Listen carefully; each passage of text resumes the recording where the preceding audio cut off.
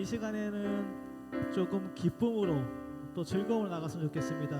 좀 이 시간이 조금 피곤하고 노곤해지는 시간이기도 한데 우리 박수도 크게 치고 우리 힘차게 찬양하며 마음을 다해 주님을 예배합시다. 생명 주께 있네. 우리 힘차게 찬양하겠습니다.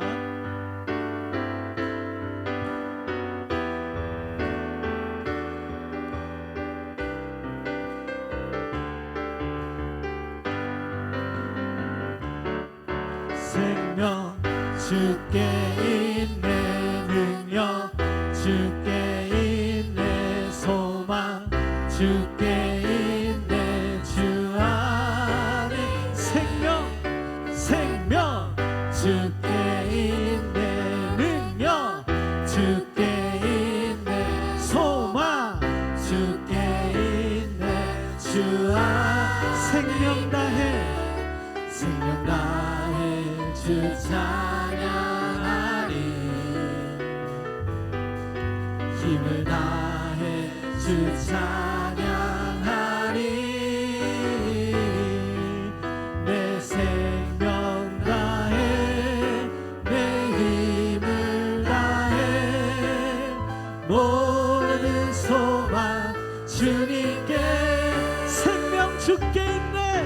생명 주께 있네. 능력 주께 있네. 소망 주께 있네. 주 안에 생명 주께 있네. 능력 주께 있네. 소망 주께 있네. 우리 한 번 더 찬양합시다. 생명 다해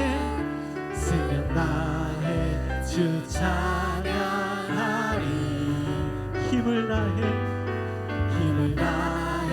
주 찬양하리. 내 생명 다해 내 힘을 다해 모든 소망 주님께. 생명 주께 있네. 능력 주께 있네. 소망 주께 있네. 주 안 생명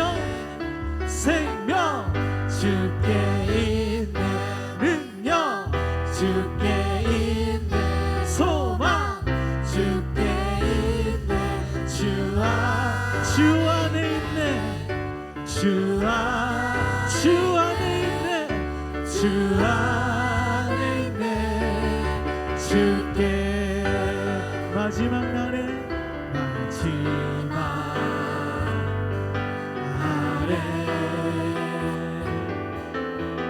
내가 나의 영으로 모든 백성에게 부어. 우리 믿음으로 선포합시다. 자녀들은 예언할 것이요. 자녀들은 예언할 것이요. 청년들은 환상을 보고 아비들은 꿈을 꾸리라. 주의 영이 자녀들은 예언할 것이요. 환상으로 아비들은 꿈을 꾸리라. 주의 영이 성령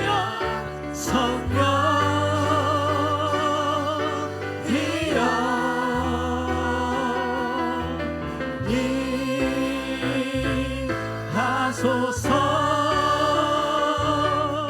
성령 이여 우리에게 임하소서. 우리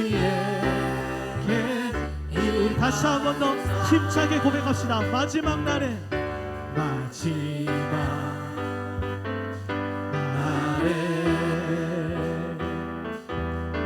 내가 나의 영으로 모든 백성에게 그날이 오면 이런 일이 일어날 것입니다. 자녀들은 예언할 것이요.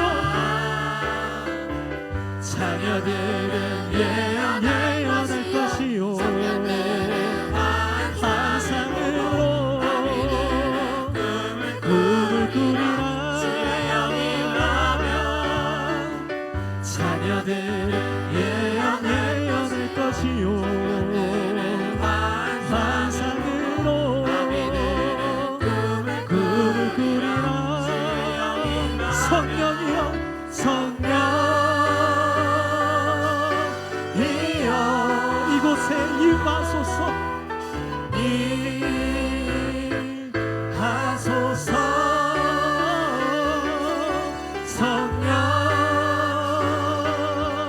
성령이여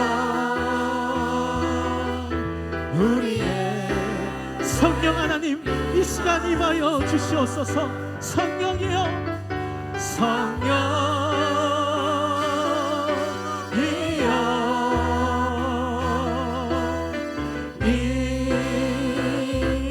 임하소서 성령이여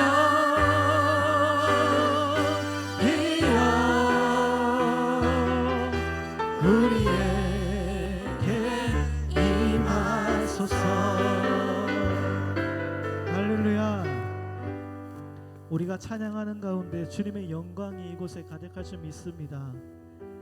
우리가 늘 기억해야 할 것은 주의 이름으로 모인 이곳에 하나님이 함께 하신다는 사실입니다.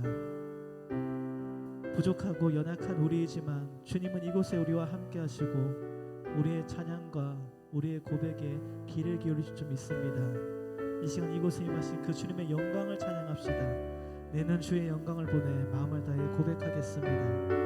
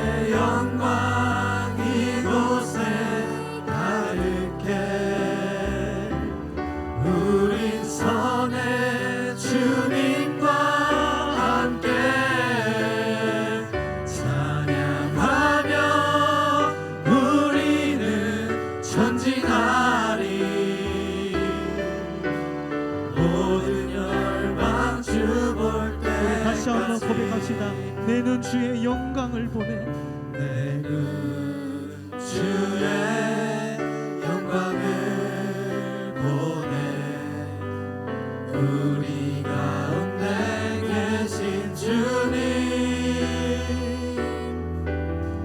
그 빛난 영광 온 하늘 덮고 그 찬송 온 땅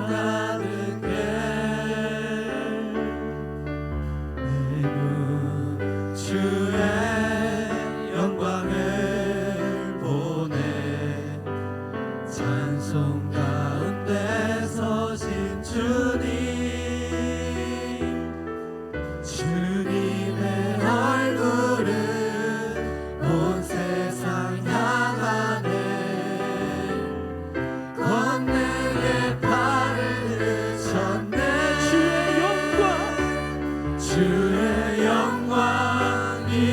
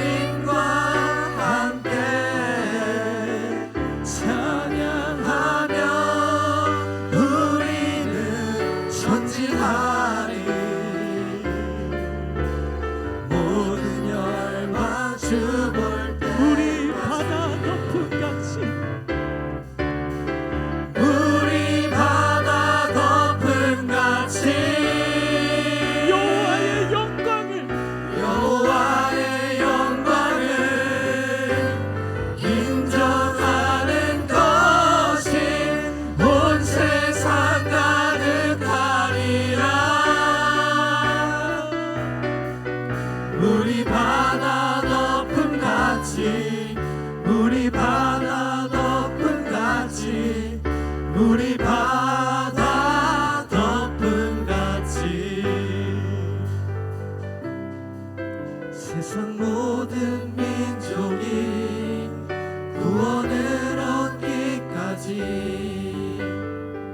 쉬지 않으시는 하나님, 주의 심장 가지고 우리 이제 일어나 주 따르게 하소서. 세상 모든 육체가 주의 영광 보도록 우리를 부르시는 하나님,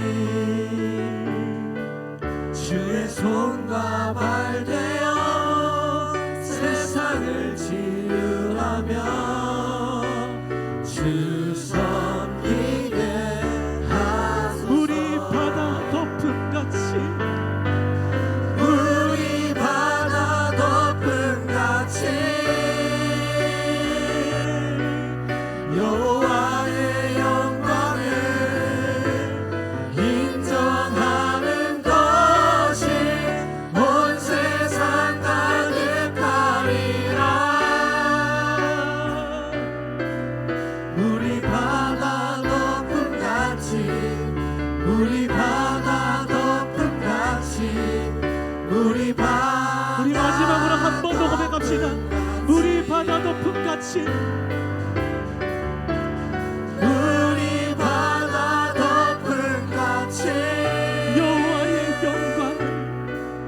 여호와의 영광을 인정하는 것이 온 세상 가득하리라.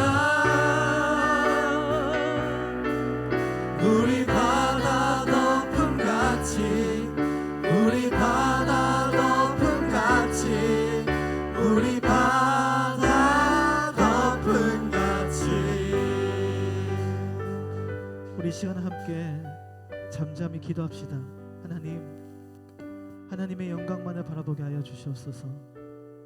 그렇게 주의 영광을 묵상하고 주의 영광을 바라보며 일어나는 자들 되길 소망합니다. 세상의 그 어떠한 환난 속에서도 주의 길을 잃지 않고 어떤 상황과 환경 속에서도 주님만을 바라보며 그 영광만을 바라보며 한 걸음 한 걸음 나아가는 우리가 되길 소망합니다라는 마음으로 우리 시간 잠잠히 주의 이름 부르며 함께 기도하시겠습니다.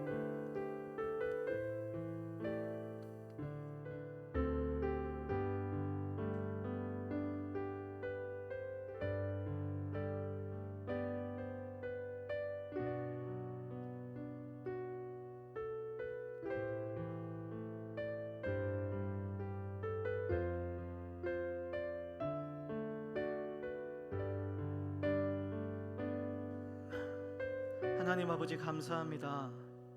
하나님, 이 시간도 찬양을 통하여 주님을 높이게 하시고 또 시간에 따라 다시금 주의 말씀 앞으로 모이게 하시니 참으로 감사합니다.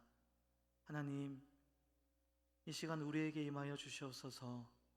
우리의 찬양을 받으시고 우리의 높임을 받으시고 이 예배 가운데 홀로 영광 받아주시길 소망합니다.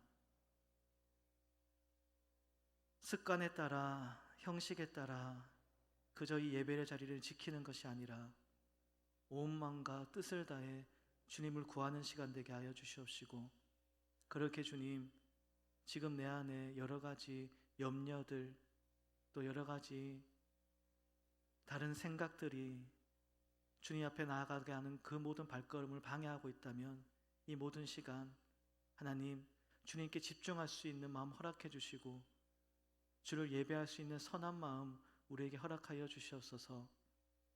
그렇게 이 시간 말씀하시는 주님 앞에만 나가길 소망합니다.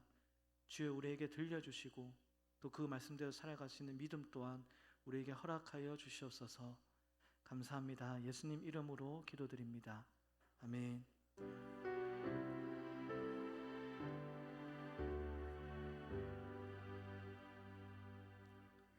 사도행전 17장 16절에서 18절까지 말씀입니다. 제가 읽어드리겠습니다.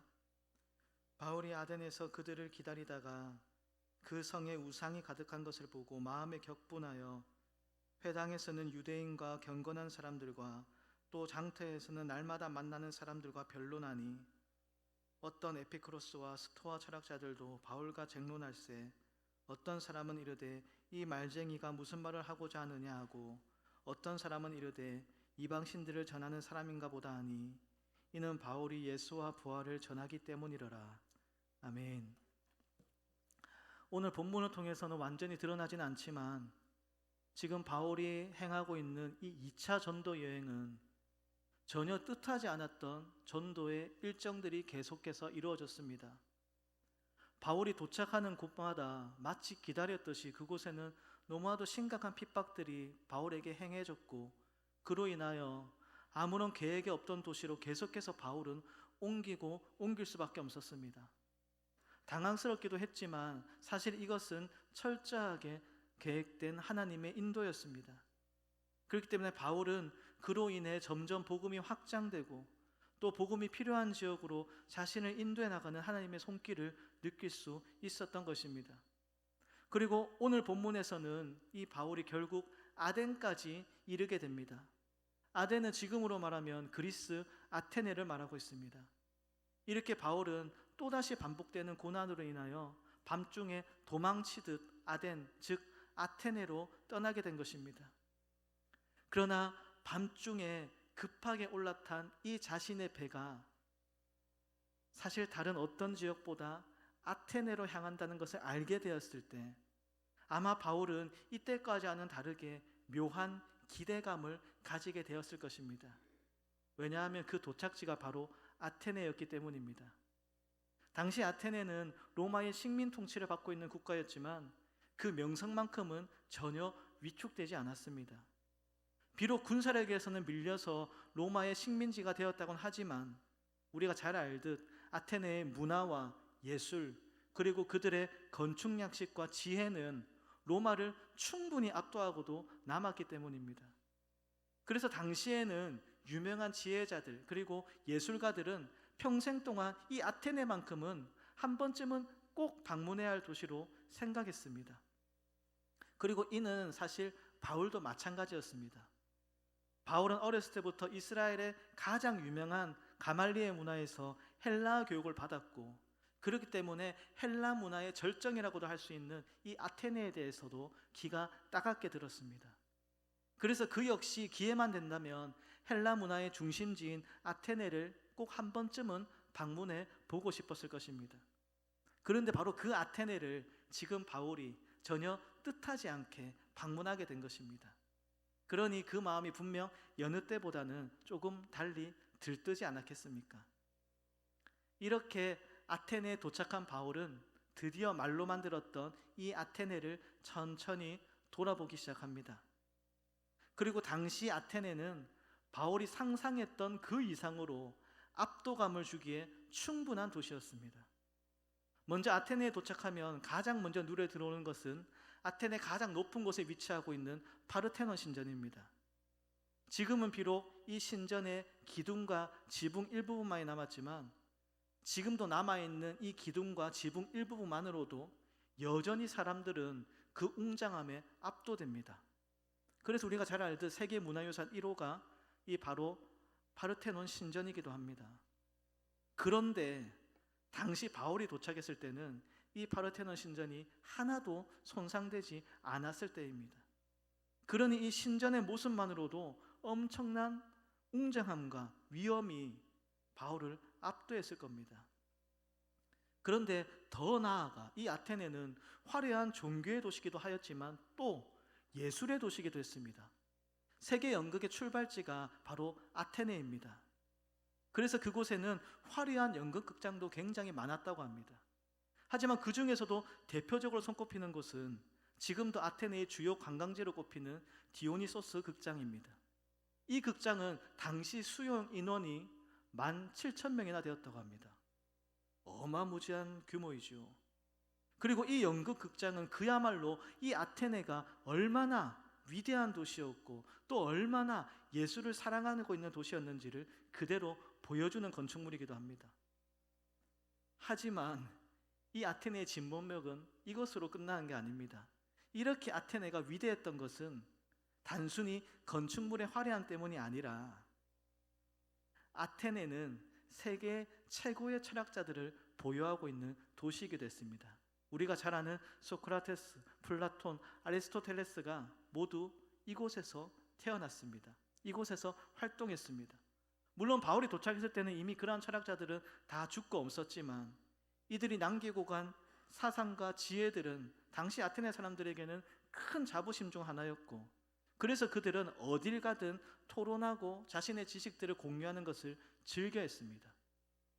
그래서 아테네에 도착한 사람들은 첫째로 그 도시의 압도적인 장관과 건축물에 놀라고, 둘째로 그 도시 사람들의 놀라운 지적 수준과 그들의 논리적인 언변에 놀란다고 합니다. 지금 바울은 바로 이런 아테네를 둘러보고 있습니다. 제가 아테네에 대해서 조금 과하게 길게 말한 이유가 있습니다.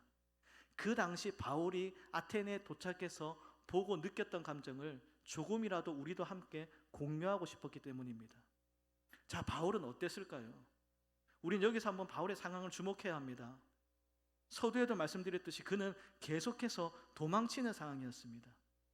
계속해서 쫓겨다니느라 제대로 된 의복을 갖추기도 힘들었을 겁니다. 그러니 굉장히 꾀죄죄하고 초라한 모습이었겠지요.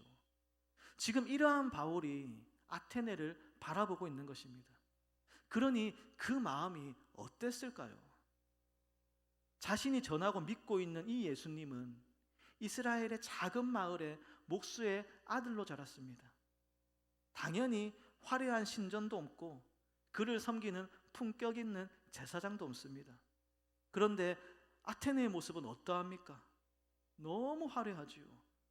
신전은 웅장하고 그 신을 섬기는 제사장들은 너무나도 화려합니다. 뿐만 아닙니다. 그 도시는 예술적으로도 지적으로도 완벽한 도시였습니다. 이러한 완벽한 도시 앞에 지금 바울이 서 있는 것입니다. 그렇기 때문에 바울은 스스로가 정말 초라하고 볼품없게 느껴질 수도 있습니다. 충분히 그럴 수 있는 상황이지요. 정말 이 바울이 이 도시에서 주눅이 들고 기가 눌렸다고 해도 당시 바울의 처한 상황을 생각하면 우리가 어떻게 이 바울을 나무랄 수 있겠습니까? 그런데 오늘 말씀에 등장하고 있는 이 바울의 모습은 정말 놀랍습니다. 16절입니다. 바울이 아덴에서 그들을 기다리다가 그 성에 우상이 가득한 것을 보고 마음에 격분하여, 오히려 바울은 그곳에서 주눅이 들거나 초라해지는 것이 아니라 오히려 격분하였다고 합니다. 세상에 압도적인 화려함이 펼쳐져 있습니다. 세상의 지혜와 지식들이 그곳에 모두 녹아져 있습니다. 예술과 문화가 절정에 치닫고 있습니다. 그런데 그곳에서 바울이 느낀 감정은 그 도시가 멋있다거나 부럽다는 감정이 아니었습니다. 바로 그 마음의 격분이었습니다. 그 이유가 무엇입니까? 그 도시가 우상에 가득 차 있었기 때문입니다. 아무리 도시가 화려하고 웅장하다 하더라도 바울은 그러한 것에 전혀 마음을 빼앗기지 않습니다. 만약 예전에 바울이었다면 어땠을까요? 예수님을 만나기 전에 바울은 끝없이 자기 자신을 우상으로 삼았습니다. 자기가 배웠던 지식, 자기 가문의 높음에 취해서 하나님보다 자신을 섬겼던 만약 예전에 그였다면 어땠을까요? 아마도 아테네가 주는 이 위압감에 매료되었을지 모릅니다. 세상의 모든 화려함이 그곳에 다 녹아있기 때문에 부럽고 갖고 싶고 그래서 결국 동경했을지도 모릅니다. 그러나 우리가 아는 바울은 이제 그러한 바울이 아닙니다. 예수 그리스도를 만나 완전히 새롭게 변화된 바울입니다. 그러니 이 모든 것이 이제 그의 눈에는 헛된 것으로밖에 보이지 않습니다. 아무리 파르테논 신전이 화려하고 그 도시의 연극극장이 압도적인 규모를 자랑한다 하여도, 그 도시 사람들의 지적 수준이 높다고 하여도 그들 속에 생명이 없고 참된 빛이 없다면 그 모든 영광은 한낱 피었다 지는 꽃보다 못한 영광임을 바울은 믿음의 눈으로 바라보고 있는 것입니다. 그렇기 때문에 지금 바울은 그 도시에 매료되거나 압도당하기보다는 오히려 그 도시가 우상에 가득해서 죽어가는 것을 보고 진심으로 마음에 격분하고 아파했던 것입니다. 참으로 놀라운 믿음이지요. 가슴 벅차는 신앙입니다. 결국 믿음이란 무엇입니까?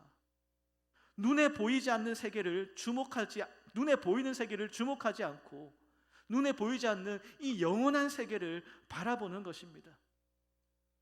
아무리 세상의 화려함과 아름다움이 우리를 유혹한다고 할지라도 그 모든 것은 헛된 것이요 결국 사라질 허황된 것임을 깨달아 아는 것입니다.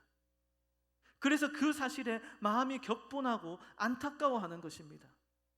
빛 대신 주를 찾지 않고 그저 쾌락 속에 자기 몸을 맡기는 그들을 바라보며 적어도 그 마음에 격분하는 고통은 있어야 한다는 것입니다.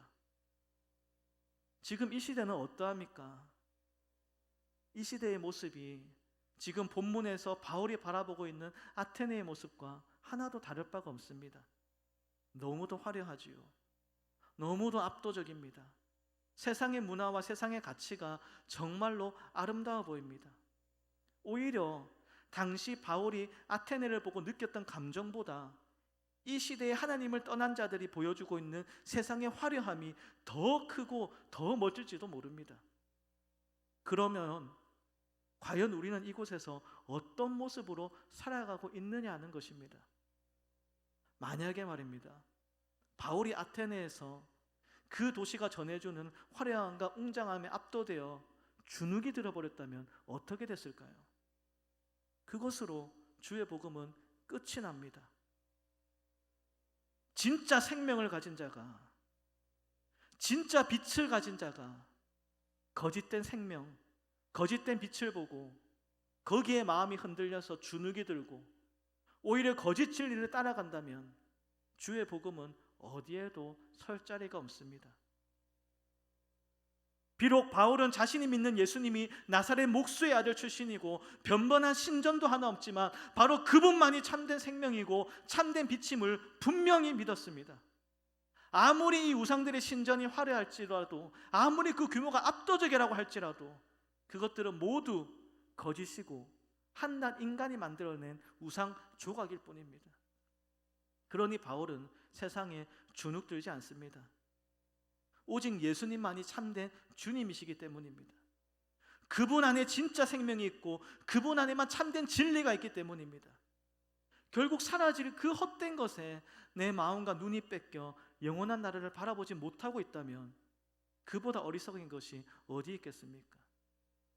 그런데 지금 이 시대의 성도의 모습은 어떠합니까? 정말 바울처럼 세상의 문화와 화려함에 절대로 주눅들지 않고 오히려 그 마음에 격분이 일어나고 있냐는 말입니다. 저들의 죽어감을 바라보며 저들이 헛된 것에 마음과 육체를 빼앗겨 허무하게 죽어가는 것을 바라보고 적어도 그 속에 거룩한 분노가 일어나고 있냐는 것입니다. 아니면 오히려 세상의 문화에 그 화려함에 주눅들어서 그것을 따라가고 있지는 않나요?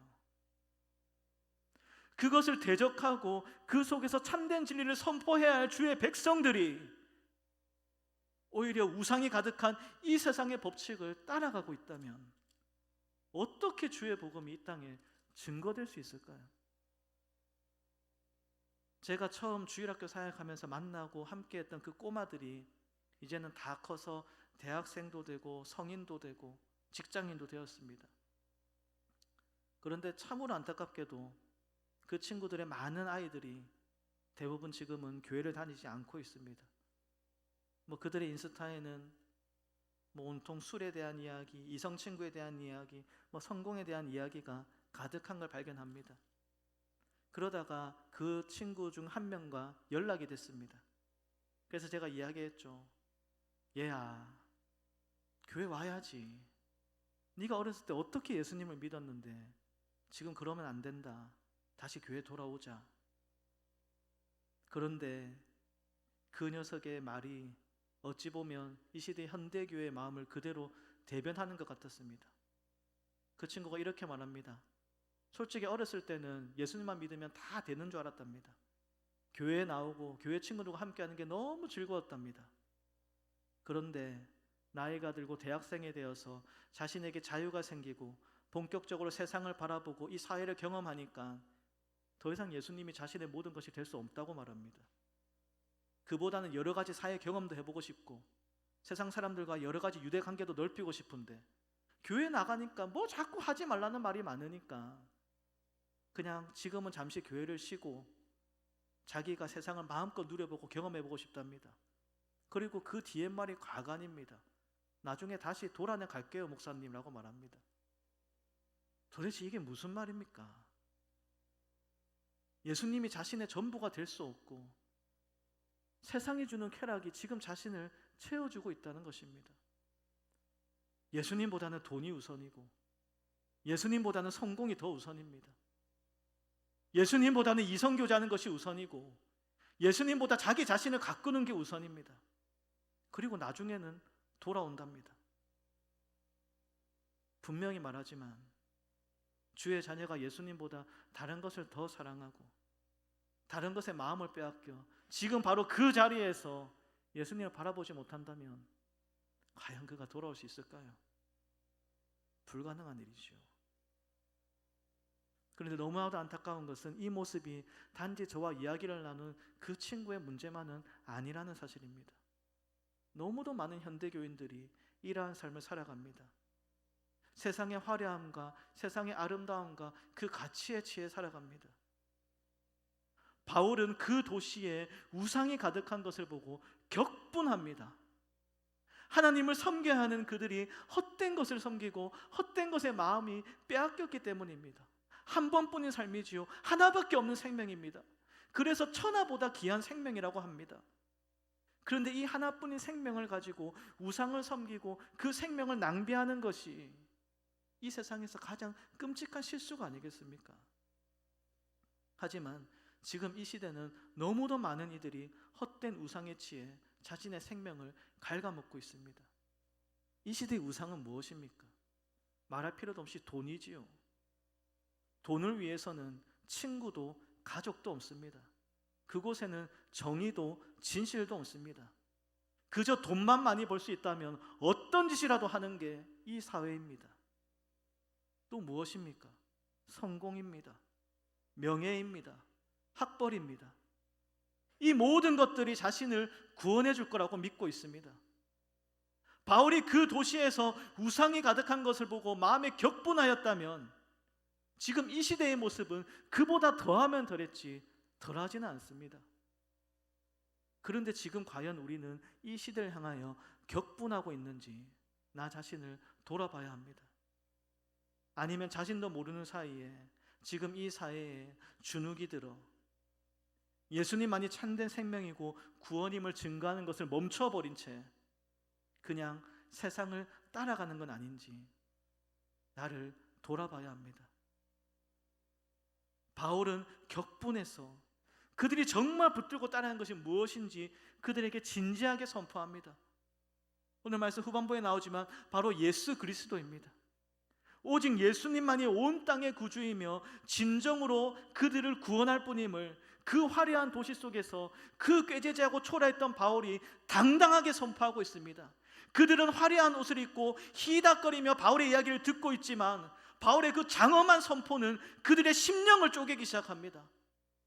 아무리 그들이 화려한 신전을 가지고 아무리 그들이 높은 지식을 가지고 아무리 그들이 높은 문화를 가졌다고 한다 할지란들 그 모든 것들은 다 거짓이었기 때문에 지금 외치고 있는 이 바울의 선포가 처음에는 그들을 당황시켰고 우습게 보았지만 그 장엄한 선포는 결국 그들의 심령을 깨트렸습니다. 성도는 이러한 삶을 살아야 합니다. 세상에 주눅 들어서 세상이 말하는 가치대로 살아서는 안 됩니다. 세상이 쫓아가는 것을 우리도 함께 쫓아서는 안 됩니다. 세상을 바라보고 격분하는 것이 아니라 오히려 그들을 동경하고 쫓아가고 있다면 어떻게 그가 하나님 나라를 바라는 사람이겠습니까? 입으로는 믿음이 있다고 말하지만 현실은 언제나 우상에 가득한 이 세상을 그대로 따라가고 있다면 그 사람이 어떻게 영원한 생명을 소유한 자라고 말할 수 있겠습니까? 우리 오전 시간에도 나누었지만 예수님 안에서 참 생명을 소유한 자들은 이제 분명히 다른 모습으로 나타나야 합니다. 가진 건 아무것도 없고 내세울 건 아무것도 없지만 내 안에 예수 그리스도가 살아계시기 때문에 이 땅에서 주눅들지 않고 오히려 당당히 살아가야 합니다. 너희가 쫓고 있고 너희가 추구하는 그 가치관이 나를 구원하는 것이 아니라 나를 구원할 유일한 길은 오직 예수 그리스도 한 분이라고. 그 예수 그리스도의 생명이 지금 내 안에 요동치고 있으니 그 어떠한 것도 나에게 부러움이 될 수 없고 오직 예수 그리스도만이 나의 길임을 고백하는 것이 우리가 되어야 합니다. 지금 나는 이 시대를 바라보며 격분하고 있습니까? 아니면 뭐 그런가 보다 하고 그냥 적당히 따라가고 있습니까? 분명한 건 믿음에는 적당히는 절대로 들어올 수 없습니다. 두 발을 걸치는 건 용납되지가 않습니다. 적당히는 우리 삶에 결코 찾아오면 안 되는 단어입니다. 뭐 예수님도 믿고 뭐 밖에 나가서는 적당히 세상도 따라가고 그렇게 살아야지요. 있을 수 없는 일이죠. 바울은 그 엄청난 아테네에서도 한순간도 기죽지 않고 물러서지도 않았습니다. 그 엄청난 화려함을 단 한순간도 부러워하지도 않고 소망하지도 않았습니다. 이미 자기 안에 그보다 더욱더 영광스러운 그 빛나는 보석이 들어있기 때문입니다. 이것을 믿음의 눈으로 바라보는 사람은 다른 삶을 살게 되지요. 우리 각자의 삶이 바로 이런 삶이 되길 소망합니다. 예수님 때문에, 오직 예수 그리스도 한 분 때문에 기뻐하고 감사하는, 우상에 가득한 이 땅을 바라보며 마음에 격분하여 오히려 그들을 사랑으로 감싸고 예수님을 증거할 수 있는 우리 모두가 되길 진심으로 소망합니다. 함께 기도하겠습니다. 하나님, 이 세상의 화려함은 우리를 유혹하고 우리의 눈을 멀게도 합니다. 마치 그 화려함이 우리의 즐거움을 채워줄 것 같고 우리의 욕망을 채워줄 것처럼 보입니다. 그러나 그 모두한 것들은 결국 한날 흩어질 허무한 영광임을 다시금 기억하게 하시고, 진정으로 우리가 바라보아야 할 것은 내 안에 있는 예수 그리스도의 생명임을 기억하게 하여 주시옵소서. 세상을 따라 나서는 것이 아니라 그 안에서 빛과 소금이 되는 것이 바로 우리의 참된 사명임을 기억하게 하시고, 이 땅에서 언제나 주의 말씀대로 설 수 있는 우리 성도님들이 될 수 있도록 이 한 주도 주여 보호하여 주시옵소서. 감사드립니다. 예수 그리스도 이름으로 기도드립니다. 아멘.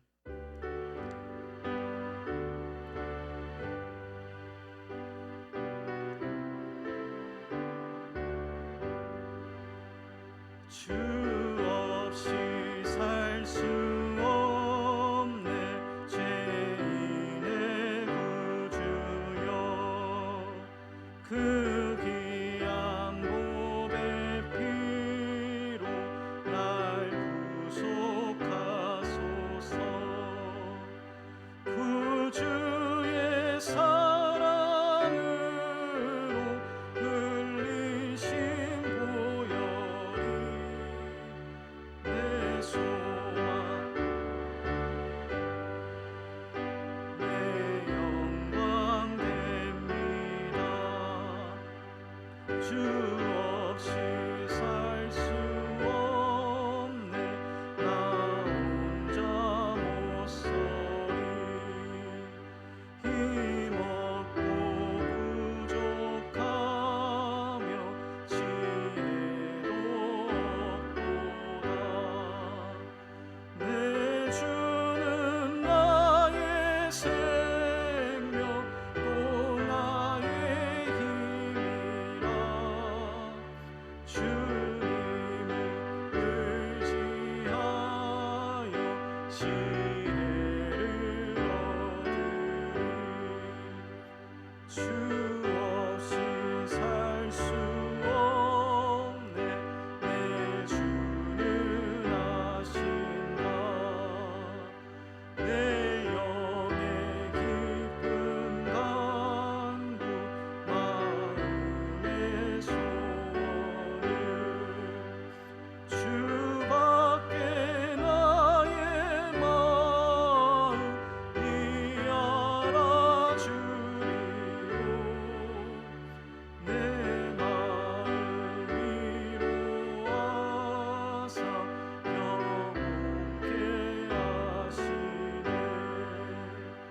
주 없이 살 수 없네 세월이 흐르고 깊은 고독 속에 내 생명 끝나도 사나운 풍랑일 때 날 지켜주시니 내 곁에 계신 주님 늘 힘이 됩니다. 아멘. 주 예수의 은혜와 하나님의 사랑과 성령님의 교통하심이 이 시간 우리와 함께 있을지어다. 아멘.